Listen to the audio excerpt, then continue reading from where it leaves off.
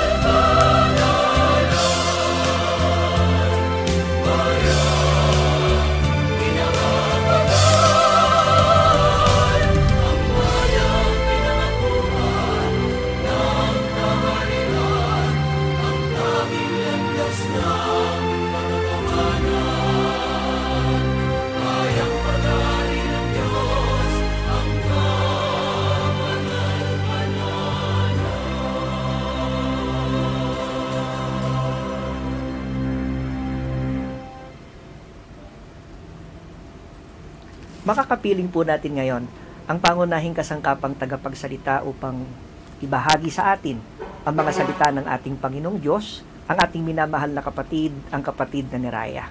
Kapayapaan pong sumainyo, kapatid na Neraya. Kapayapaan din pong sumainyo, kapatid na Ebiasap, at kapayapaan po sa lahat ng aming mga mahal na taga-subaybay ng palatuntunang ito na ang Kabanal-Banalan. Ang paksa po na niloob ng Diyos na atin pong talakayin sa mga pagkakataon pong ito na nais po namin ipaglingkod sa inyo ay may pamagat na pagbulayan at sunding masikap ng tao ang mga aral ng Diyos. Ang pagbubulay o pagbubulay-bulay sa wikang Ingles ay meditation. Ito po ay serious contemplation or reflection. Ito po yung seryosong pagmumuni-muni sa mga bagay. Bago mo gawin ng isang bagay, pinag-iisipan mo munang mabuti, pinag-aralan mo munang mabuti ang iyong sasabihin o gagawin o bago gawin ng isang bagay. Sa paksang ito ay liliwanagin po sa atin kung ano po ang nagagawa ng meditation bago natin gawin ang mga ipinag-uutos ng ating Panginoong Diyos. Ano nga ba ang benepisyo na maidudulot nito sa araw-araw nating pamumuhay? Yan po ang payagan nyo na aming maipaglingkod sa inyo. Kapatid na Neraya, ano po ba yung mahalagang bagay na ipinagkaloob ng Diyos sa atin ng mga tao na kanyang pinakamamahal na talagang ibinigay niyang tulong para po makalakad tayo ng maayos sa araw-araw po nating pamumuhay? Mga mahal naming taga-subaybay, halos lahat ng mga bagay na ipinagkakaloob o ibinibigay sa atin ng Diyos ay kapaki-pakinabang o napakahalaga. At sa lahat ng mga bagay na kaloob niya, kung merong lalong mahalaga na dapat nating pahalagahan, ito po ang kanyang mga banal na aral na ito po ay nasusulat sa mga banal na kasulatan, gaya po ng ipinapaliwanag ng propetang si Isaias. Pakibasa niyo po ang Isaias Kapitulo 34, versikulo 16. Narito po ang sagot ng Biblia, Isaias Kapitulo 34, versikulo 16. Inyong saliksikin sa aklat ng Panginoon at inyong basahin. Kahit isa sa mga ito ay hindi magkukulang. Walang mangangailangan ng kanyang kasama, sapagkat iniutos ng aking bibig at pinisan sila ng kanyang espiritu. Maliwanag po ang ating narinig batay po sa talatang binasa na talagang ang lalong mahalaga ng mga bagay na ipinagkakaloob ng Diyos sa atin ay ang kanyang mga aral, at kung saan natin matatagpuan yan ay sa aklat ng Panginoon. Kaya nga sabi sa talata, inyong saliksikin sa aklat ng Panginoon at inyong basahin. Sa pamamagitan ng ating pagbabasa o kaya naman sa ating panahon ay paglalaan ng oras para makinig sa mga kinakasangkapan ng Diyos na bumabasa at nagpapaliwanag ng kanyang mga aral na nasusulat sa Biblia na siyang aklat ng Panginoon, ay dito natin mauunawaan ang kanyang mga aral. Na itong mga aral na ito ay gumagabay sa atin at tutulong sa atin upang matugunan natin yung sinasabi sa paksa na kailangan nating pagbulayan at sundin. Opo. Gaano po kahalaga, kapatid na ni Raya, ang mga bagay na nasusulat sa aklat ng Panginoon na tinatawag nating Biblia o mga banal na kasulatan? Ang mga aral po na ito ay sadyang kapaki-pakinabang at sa paglalarawan po ng banal na kasulatan, noon pa man, sa kasaysayan ng mga unang lingkod ng Diyos ay ipinaliwanag na ng Panginoon ng halaga o buting dulot na maibibigay nito sa pang-araw-araw na pamumuhay ng tao. Mababasa po natin ang sagot sa Josue Kapitulo 1, versikulo 8. Narito po ang sagot ng Biblia sa Josue Kapitulo 1, versikulo 8. Ang aklat na ito ng kautusan ay huwag mahihiwalay sa iyong bibig, kundi iyong pagbubulayan araw at gabi, upang iyong masunod na gawin ang ayon sa lahat na nakasulat dito, sapagkat kung magkagayoy iyong pagiginawahin ng iyong lakad, at kung magkagayoy magtatamo ka ng mabuting kawakasan. Sa talata pong binasa ay mayroong dalawang mahalagang bagay na dapat pong mapansin natin.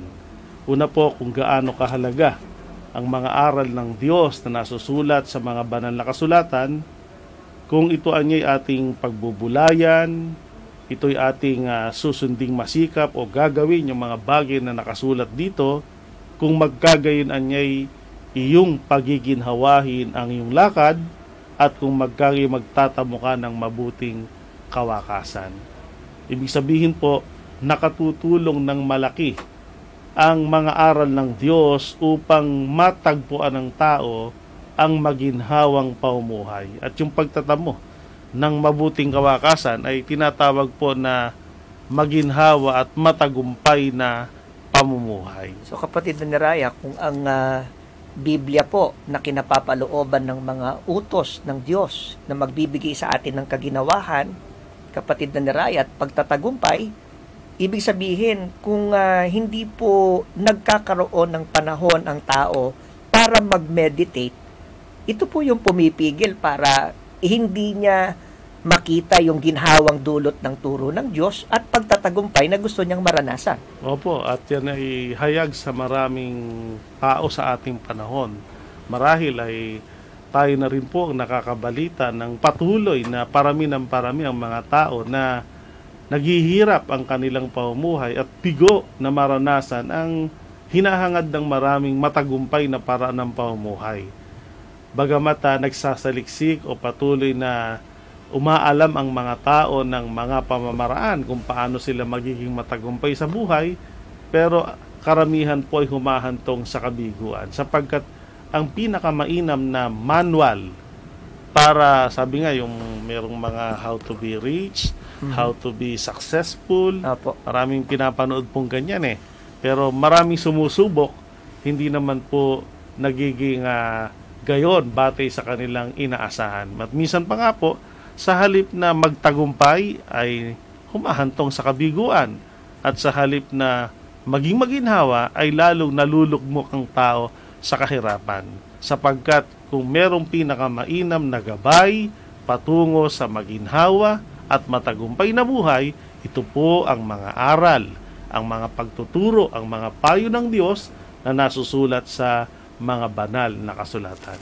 Kapatid na ni Raya, gaano po ba kahalaga ang mga bagay na nasusulat sa aklat ng Panginoon na tinatawag nating Biblia o mga banal na kasulatan? Napakahalaga po at totoong kapaki-pakinabang ang mga aral ng Diyos. At noong pa man po sa panahon ng mga unang lingkod ng Diyos ay ipinaliwanag na ang bisa na taglay nito kung sasaliksikin lamang ng tao, kung pagbubulayan, at dito ibabatay ng tao yung kanilang paraan ng pamumuhay. At mababasa po natin yan sa Josue Kapitulo 1, versikulo 8. Pakibasa niyo po, kapatid na Ebiasap. Josue Kapitulo 1, versikulo 8. Ang aklat na ito ng kautusan ay huwag mahihiwalay sa iyong bibig, kundi iyong pagbubulayan araw at gabi, upang iyong masunod na gawin ang ayon sa lahat na nakasulat dito. Sapagkat kung magkagayoy iyong pagiginhawahin ng iyong lakad, at kung magkagayoy magtatamo ka ng mabuting kawakasan. Maliwanag po ang ating narinig. Kahit noong paman ay sinasabi na ng Diyos sa kanyang mga unang lingkod na mahalaga po na ating basahin, ating pagbulayan, lalo na po ay sundin ang mga nakasulat sa Biblia o sa mga banal na kasulatan. Sapagkat kung inyo pong napansin sa ganito anyay pagiginhawahin nito ang iyong lakad at magtatamo ka ng mabuting kawakasan. Sa Biblia po, kasanayang gamit yung salitang lakad ay pamumuhay. Ibig sabihin po, magdudulot ito ng maginhawang pamumuhay ng tao. At yung sinasabing magtatamo ka ng mabuting kawakasan, magtataglay ang tao ng matagumpay na buhay. Kaya kumpleto po ang Biblia o banal na kasulatan na kung babasahin lamang ng tao, susundin at pagbubulayan, napakainam po itong guide o manual para maranasan ng tao yung maginhawa at matagumpay na buhay. Ang nakakalungkot lang pong isipin, kapatid na Neraya, ang mga tao, pagka minsan, di ho ba, nais po ng mabilis na pagtatagumpay. Gusto po agad-agad na magtagumpay. Nakakalimutan po yung mismong laman ng binasa po natin kapatid na Neraya. Opo. Pagbulayan. So kanina, in-explain po natin na yung salitang meditation o pagbubulay ay seryosong pagmumuni-muni. Opo. Di po ba? Sabihin talagang kailangan mag-spend ka ng time na mabuti para pag-aralan bago mo gawin yung isang bagay. Kasi kapatid na Neraya, yung utos ng Diyos, alam naman po nating hindi ho mabigat. Opo. Pero bakit nga ba nagiging mabigat para sa iba? Ito po ay sa kakulangan ng tao ng pag-ibig sa mga utos ng Diyos. Sapagkat sa isang umiibig, ang utos ay nagiging magaan. Yun ang nakasulat sa Biblia. Tulong, ikagiginhawa ang epekto nito sa kanila na nagtutuong pansin upang bumasa at makinig o pagbulayan kung nagagawa ba niya o hindi. Sapagkat sa pamamagitan nga ng pagbubulay, malalaman ng tao kung nagagampanan niya o hindi. Pero ang tamang desisyon pagkatapos pagbulayan ay sunding masikap at i-apply niya sa kanyang pagkatao upang maranasan niya yung kaginawahan at matagumpay na buhay. Kaya yung mga tao po na hanggang ngayon ay masasabi nating hirap pang guminhawa o hirap pang magtagumpay. Kulang po yung mga inaalam nating kaalaman na mula sa tao para maranasan natin yung kahustuhan ng kaginawahan at pagtatagumpay, hindi lang sa mga material na bagay, kundi kahit sa ating spiritual na pamumuhay. Kung isasalig lang natin sa aklat ng mga tao. Pero kung merong sapat na magdudulot sa atin ng kaginawahan at matagumpay ng pamumuhay, materially and spiritually, ang aklat ng Panginoon. So kapatid na Neraya, kung ang pagbubulay sa mga salita ng Diyos at ang pagtupad nito ay nagbibigay ng kaginawahan sa buhay ng isang tao, ano po ba yung lalong mahalagang bagay na maibibigay nito sa sino mang taong susunod sa mga turo at aral ng Diyos? Masasabi po natin na ang lalong mahalaga na idinudulot ng aral ng Diyos sa buhay ng tao ay ang tungkol sa kaligtasan ng kanyang kaluluwa. At yan po ay mapapatunayan natin at nakasulat sa Santiago Kapitulo 1, versikulo 21.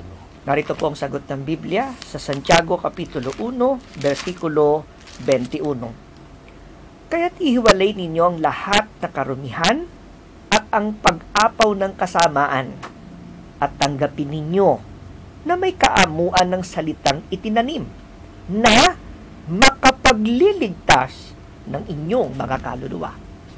Napansin po ninyo, mga mahal naming taga-subaybay, ang salitang itinatanim, pinapangaral sa inyo na hango sa mga banal na kasulatan ay makapagliligtas sa ating mga kaluluwa. Kaya napakahalaga po ng mga banal na kasulatan na ating pinabasa, pinakikinggan at sinisikap na matupad, lalo na kapag ang usapin ay tungkol sa salvation o kaligtasan ng ating mga kaluluwa. Maraming aklat o libro sa sanglibutan, pero hindi pwedeng pagsaligan ng kaligtasan ng kaluluwa. Ang banal na kasulatan ng mga aral ng Diyos, ito ay siyang napakahalagang aklat na nagbibigay ng aral at turo kung paano ang tao makaiiwas sa tiyak na kapahamakan at magtatamo ng kaligtasan ng kaluluwa. Alin po ba, kapatid na ni Raya, yung kapahamakan ng kaluluwa na dito nais na iligtas ng Diyos ang bawat tao? Basahin niyo po sa ikalawang Timoteo, Kapitulo 2, versikulo 25 hanggang 26. Narito po ang dito gusto ng Diyos maligtas ang ating kaluluwa sa pamamagitan ng mga aral na dinadala o itinuturo sa atin. Narito po ang sagot ng Biblia sa ikalawang Timoteo, Kapitulo 2, versikulo 25 hanggang 26. Nasawaying may kaamuan ang mga nagsisisalangsang.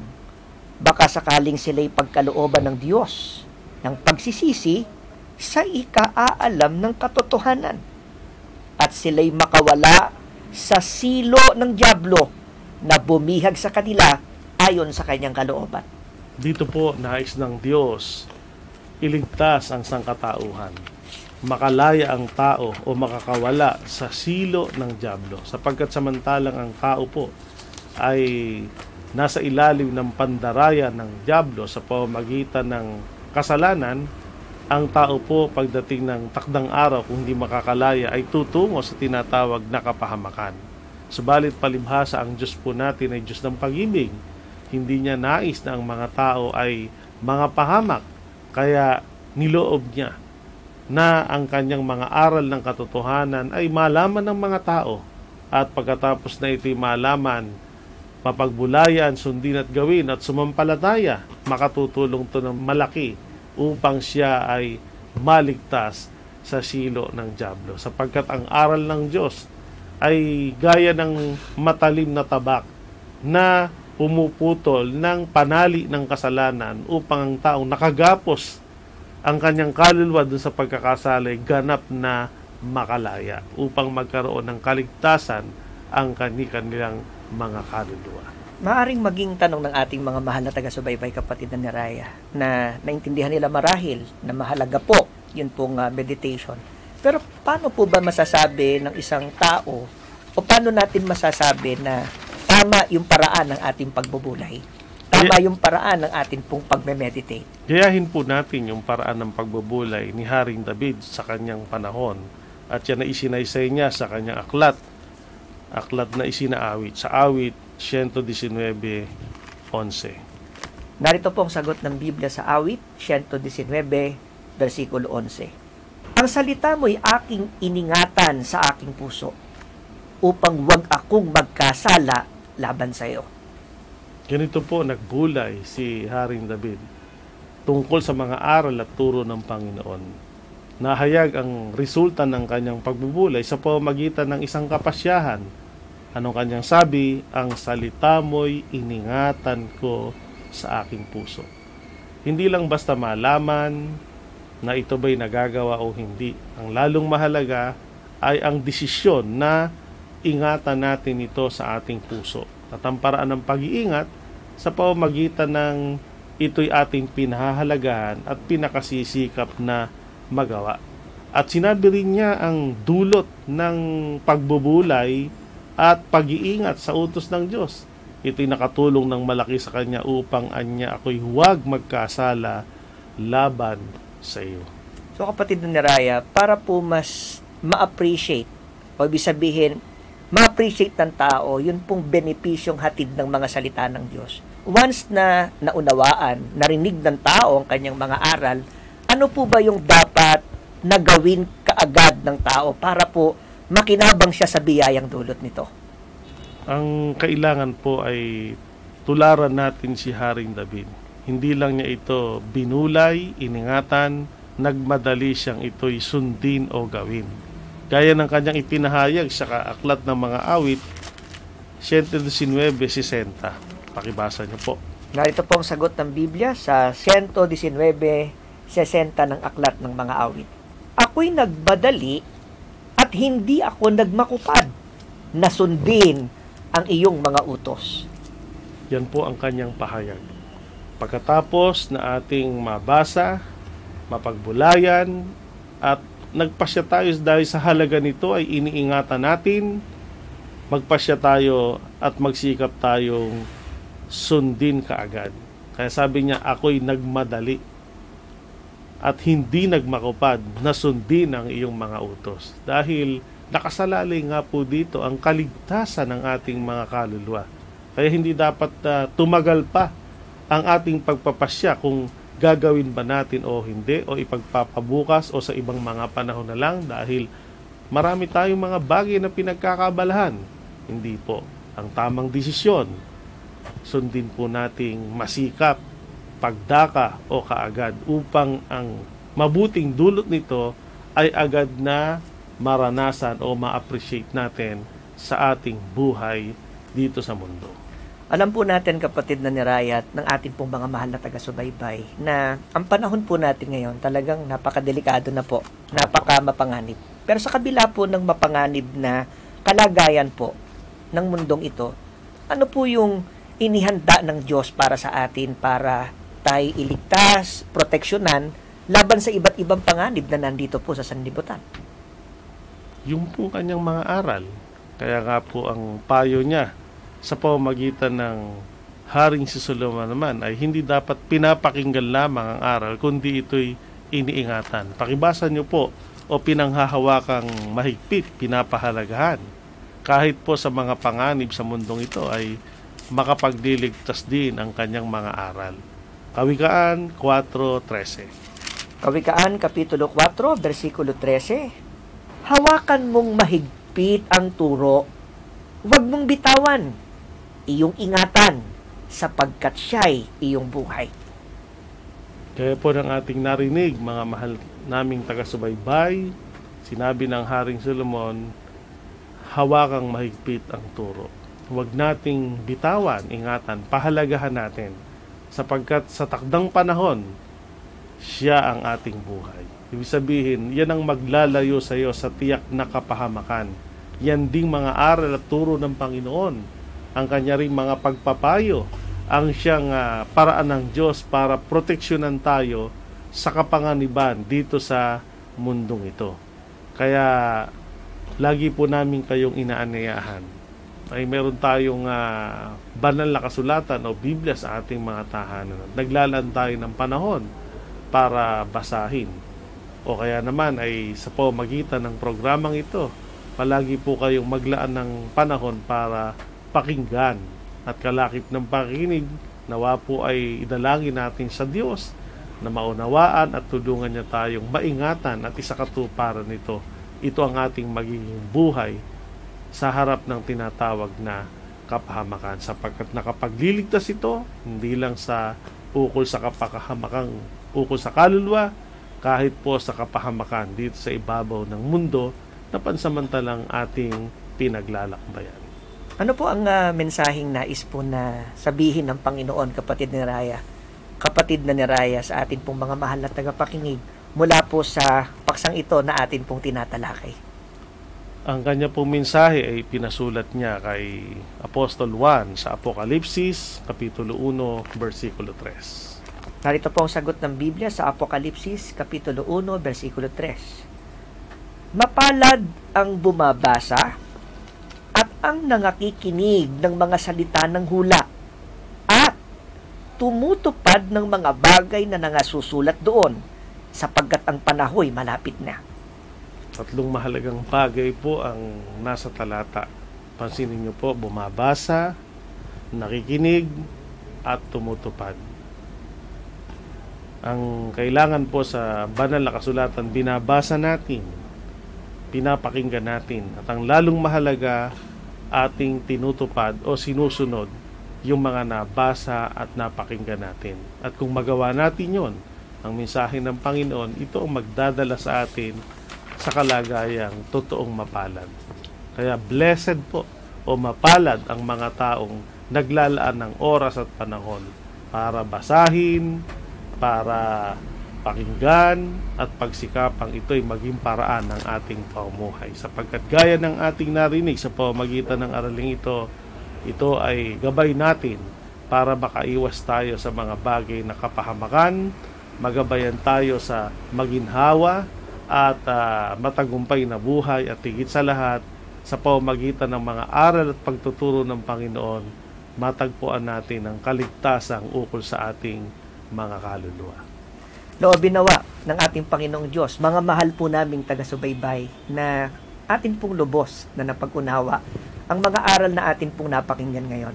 Ang kahalagahan po ng meditation, ang seryosong pagmumuni-muni sa mga aral at turo ng ating Panginoong Diyos. At sumampalataya po kayo, habang pinagbubulayan natin ito, mararanasan po natin ang presensya ng Diyos at dadali niya tayo sa pagtatagumpay sa araw-araw na buhay, lalo na po ang tagumpay sa larangan ng pagliligtas sa ating mga kaluluwa.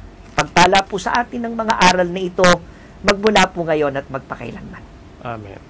Tayo po ay mag-uukol ng panalangin upang pasalamatan ang ating Panginoong Diyos.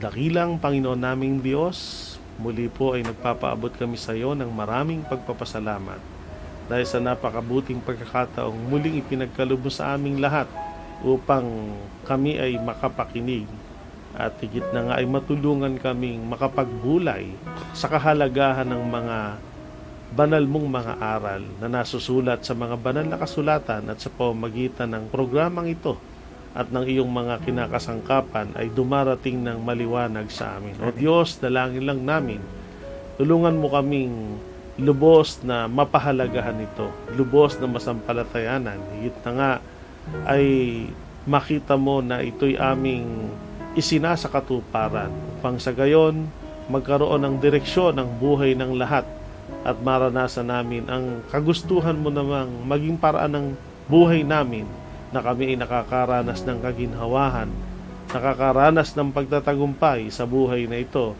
at sa buhay espiritual. Higit at lalo, ang kaligtasan na nais mong ipagpala sa sangkatauhan sa pamamagitan ng kalagayang nag-uukol ng pagbubulay at pagsasakatuparan ng iyong mga aral ay lubos naming makamtan. Ito ang aming dalangin, kalaki pang maraming pagpapasalamat.